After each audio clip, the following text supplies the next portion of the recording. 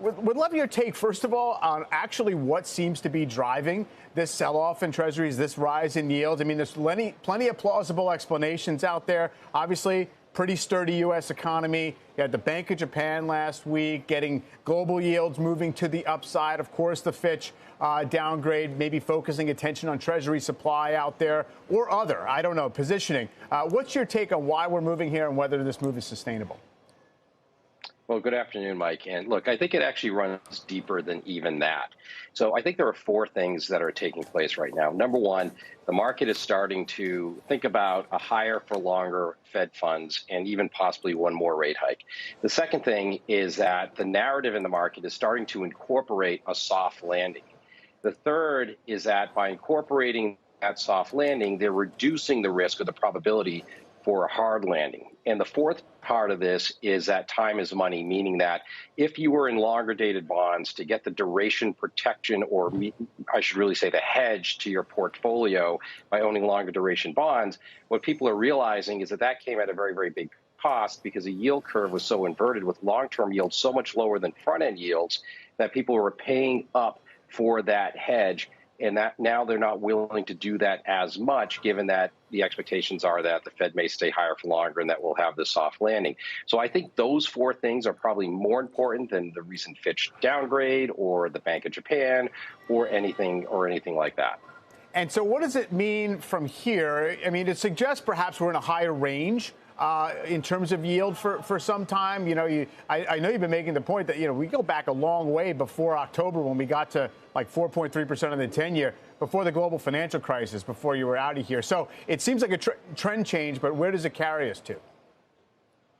Well, look, I mean, I think a lot of it has to do with the shape of the yield curve, right? So even if we look at, say, the Fed funds to 10-year yield, if we look at that spread right now, that spread is like 130 basis points inverted, 120 basis points inverted, meaning that the 10-year yield is so much lower than the Fed funds rate.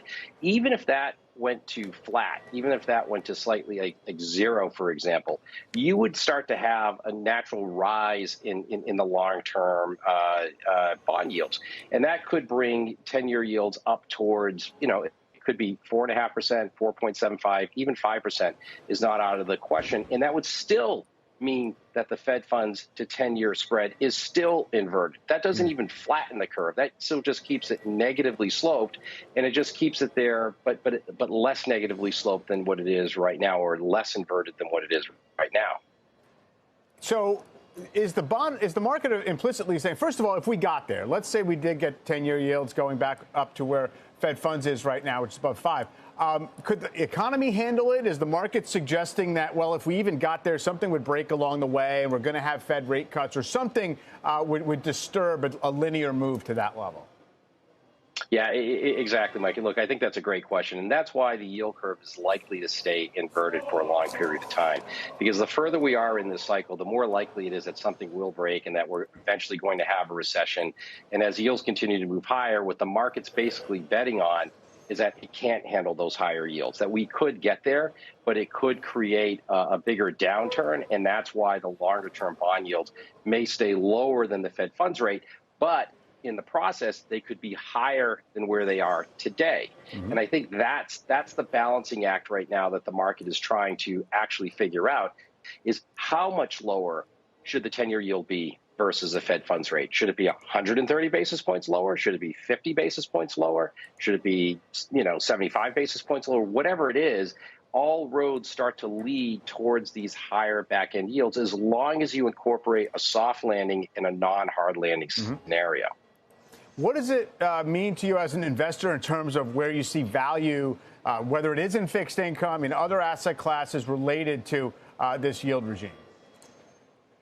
So, the way that we start to think about this is that if we are going to have a soft landing, then areas in the markets like, for example, high yield and even bank loans, if we have a lower default rate cycle, if we have a mild recession, I think these bond yields today, the all-in yields, actually look reasonably attractive. Non-agency mortgages even look relatively attractive. On the equity side, what I would say that I would start to look more along the lines of the value sector, counting on a broadening of the breadth of the market.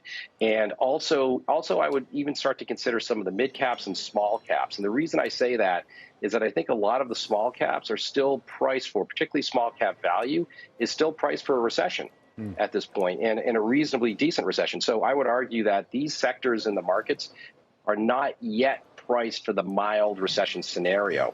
And you get to, particularly in the fixed income space and the high yield space, you get to get paid to wait, meaning that you get the positive carry and you get to collect the income as you wait for this potential slowdown. And it's not so much of a question of when the recession is going to occur. There is going to be a recession. The question is mainly how deep is that recession going to be, and does it create all of these deleterious effects across other assets? And if the view is a softer landing, then you maybe have less negative side effects. Yeah, and you can play the lag time along the way, I guess, getting the yield. Jim, great to speak with you. Thanks very much.